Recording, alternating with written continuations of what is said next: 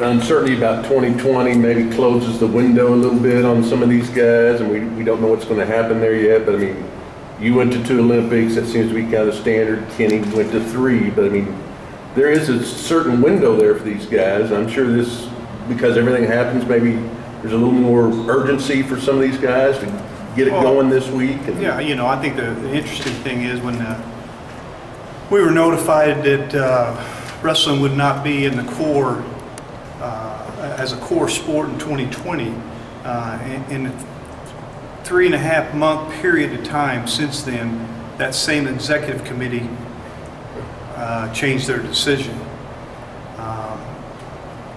Had a little bit to do with Oklahoma people, but it had a lot to do globally. All over the world, wrestling spoke out, and you know, the good thing is that there was a lot of people involved in this that maybe didn't follow wrestling, but appreciates the sport, honors it, and recognizes that wrestling not in the Olympics just doesn't make sense. And very proud of the committees all over the world to react quickly, come together quickly. We haven't won the battle. We're ahead, and we need to get the pin in September, and not feel like we're in a good place, and that we have this thing in the bag. We need to keep aggressive and continue to maintain our efforts globally, and we'll find ourselves back in as a core sport in September. That's not 100%. It's never been done, but if it can be done, this is a sport that has spoke clearly and very loud across the world. Jordan was talking about how, you know, he went to LA and he had a meeting, they had a ringmaster and everything. He's just talking about that, but he's also talking about how you're kind of a traditionalist. I mean, do you agree that this might be kind of a new era of wrestling and sort of to try to gain more popularity to the sport and to, you know, bring it into the Olympics and all other things? I think there's a lot of sports in a little bit in the same role right now. You know, we need to create interest. We need to continue to develop our youth, and that's where it starts. We need to do a better job, not just in the nation, but across the world, you know, making sure we continue to develop youth. That is the future. You know, I am a traditionalist. I do believe that, you know, that hard work and effort in the room and simplicity, you know, not flamboyant and celebrating for every little thing you do well.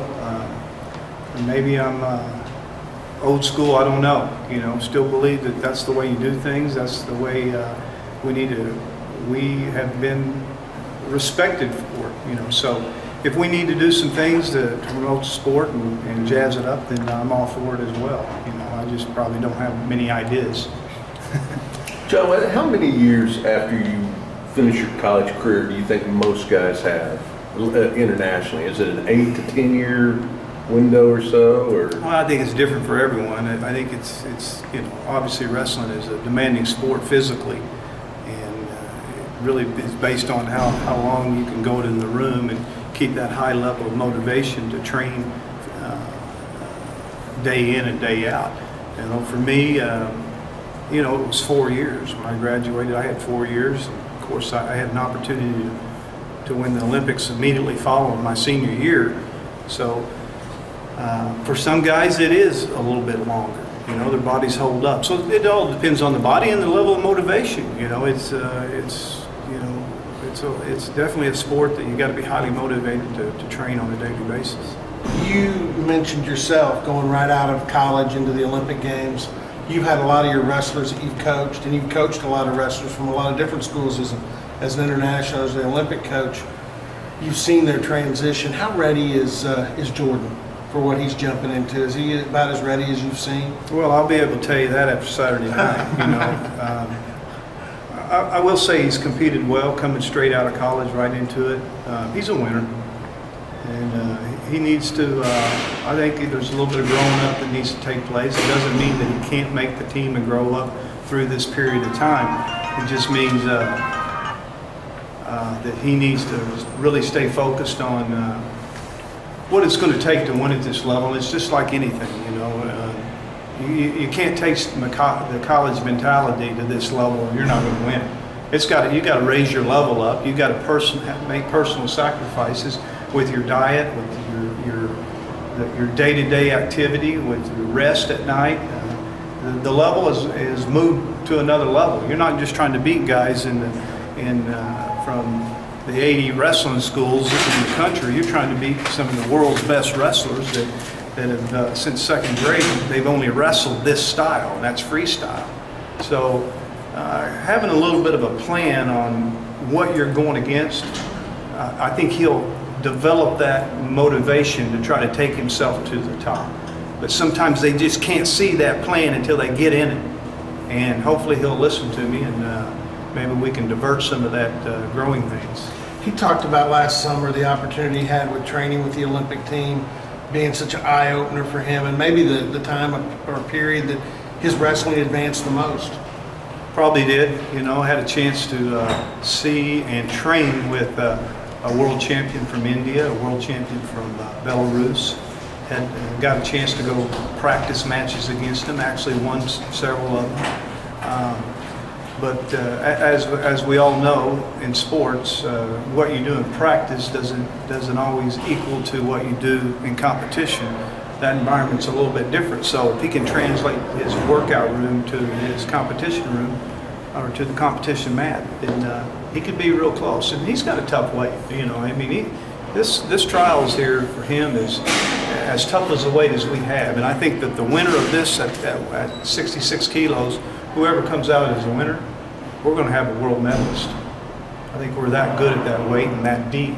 So he's definitely an underdog. He's no favorite here. He's got Brett Metcalf from the University of Iowa that finished third in his weight and was heavily favored to win it. You know, I mean, these type of guys are been in it for 4 years and have missed their opportunity or didn't make it.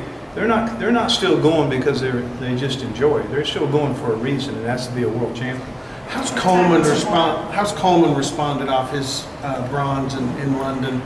You know, and getting past that and looking to get beyond and better. Well, you know, anytime you win a medal, it's a hectic year. You know, and there's just a lot of opportunities for you, and there's a lot of people kind of jerking you and looking to have you doing something. You know, and he's gone through that, but for the most part, he's pretty level-headed, and he's trained very well. He's had some great matches as of late.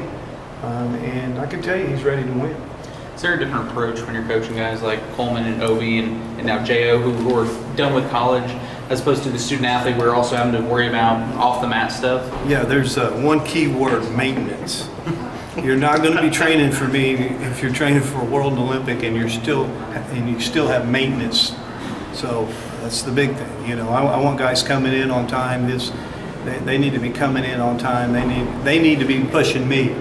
You know, because I know what it takes to win, and I've never seen any of those guys that didn't have, you know, that had, you know, some maintenance work and win at this level. It's not going to happen. I mean, there's too many highly motivated athletes in the world that, you know, that you have to go through. So that's the big difference, and they usually understand that and they get there because they realize the competitive nature of world and Olympic wrestling. Anything else? Okay, guys. Thank you.